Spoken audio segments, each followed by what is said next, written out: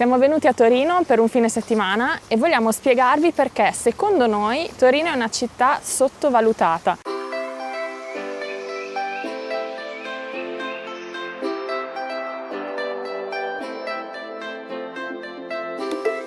Sono davvero molto legato alla città di Torino perché dovete sapere che la mia famiglia è quasi interamente torinese. Mio fratello e mia sorella sono nati a Torino, i miei genitori sono di Torino, i miei nonni, i miei zii, i miei cugini. Posso dire di essere praticamente l'unico della mia famiglia che non è nato qui.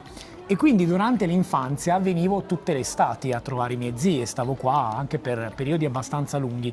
E quindi è normale che sono cresciuto un po' sentendo Torino come la mia seconda città, la mia seconda casa. Da quando ho conosciuto Francesca ho subito deciso di trasmetterle questa mia passione e devo dire che Torino piace anche a lei. Esatto. E oggi vi spieghiamo perché, vero? Sì. Cos'è quella torre che si vede in lontananza? Allora, si chiama Mole Antonelliana ed è il simbolo di Torino. Se conoscete un po' Torino non potete non conoscere la Mole Antonelliana. Era una ex sinagoga che poi è stata comprata dal comune di Torino e gli hanno aggiunto quella punta che vedete che è molto caratteristica e la rende visibile da tutta la città. Ma Nicolò, ci puoi dire un pochino perché ti piace Torino?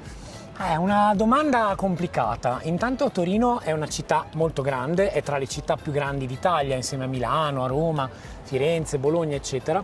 Però pur essendo una città molto grande, a mio parere rimane una città molto vivibile. Come ho detto, ci sono venuto spesso e non si ha quella sensazione di essere in una grande metropoli, è abbastanza a misura d'uomo, le dimensioni e anche le distanze tra i punti di interesse la rendono idonea a girare a piedi o coi mezzi, e però allo stesso tempo trasmette questa sensazione da capitale europea. Ricordiamoci che Torino è stata capitale d'Italia e questo si vede perché è ancora una città comunque molto monumentale. Ricordiamo anche che è stata anche dominata dai francesi come parte dell'Italia e trasmette questa sensazione come se ci trovassimo a Parigi o a Lione in una grande città francese.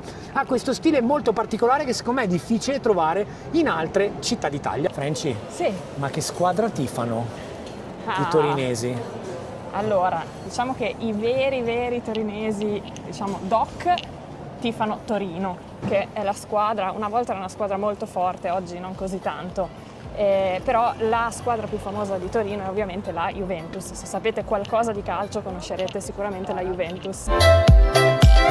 Questa è Piazza Castello, è la piazza centrale di Torino. Come vedete dietro di me c'è un castello di origine medievale, si vede che è un po' diverso da tutto il resto. Guardate che belli che sono i palazzi in stile molto parigino, se ci pensate potrebbero essere palazzi di Parigi. Io non sono mai stata a Parigi, però mi sembra uno stile un po' diverso, no, da tutte le altre città italiane. Guardate quanto è dritta questa via, è proprio precisamente dritta. Se andate a Venezia, ad esempio, è tutto molto diverso, no? È come un labirinto, ecco.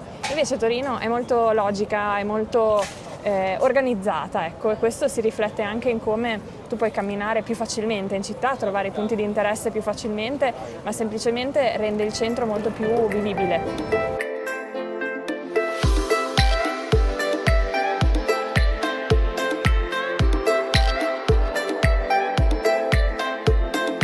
Dopo un bel pranzo a base di bao e cucina cinese, adesso?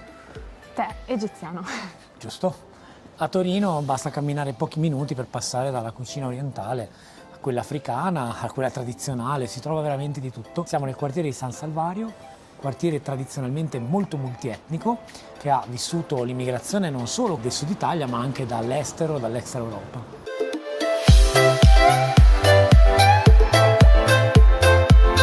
Dovete sapere che Francesca è laureata in arabo, insegna italiano ma è laureata in arabo e adesso sta studiando l'arabo egiziano, quindi mi ha portato a prendere un bel tè in questo locale tradizionale egiziano.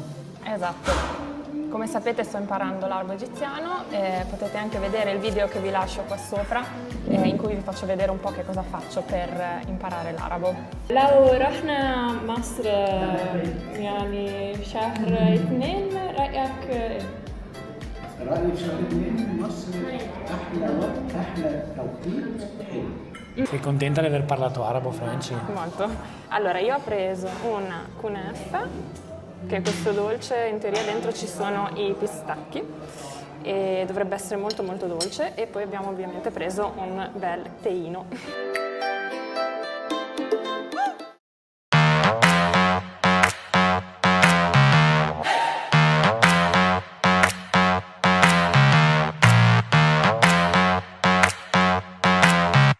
Sei bravissima! Sì, contadini. Vieni, ti tengo io, ti tengo. Calma, calma, calma. Calma. Calma, ti tengo.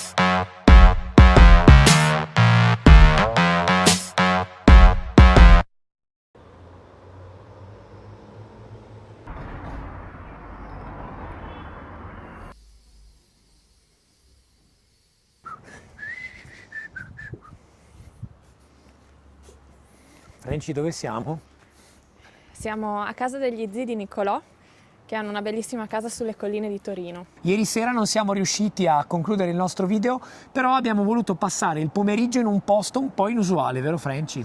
Sì, siamo stati in uno skate park perché Nicolò, che ha sempre skatato nella sua vita, quando era giovane, diciamo, Quando adesso ero è vecchio. giovane, adesso sono vecchio. E ha comprato una tavola nuova, una nuova tavola da skateboard e la voleva subito provare, quindi abbiamo trovato questo skate park molto grande, coperto, quindi anche se piove ci puoi andare lo stesso, e Nicolò mi ha gentilmente insegnato ad andare in skateboard un pochino, sono caduta solo 2 volte.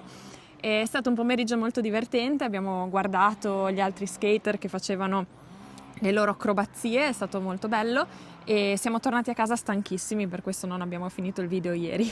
Sei stata molto brava e una delle cose che ci piace tanto di Torino è proprio questa: ci sono tanti spazi di aggregazione per i giovani, ci sono tanti skate park, il più famoso è quello probabilmente dove siamo stati ieri pomeriggio, che si chiama Parco Dora, ed è stato veramente bellissimo mescolarsi in mezzo ai giovani che facevano tutte queste attività, dallo skateboard alle majorette, ai giocolieri, ai rollerblade, i pattini in linea, c'era addirittura una gara di freestyle rap, quindi veramente uno dei tanti posti a Torino dove i giovani si ritrovano, e questa è un'altra cosa che ci piace veramente tanto di questa città.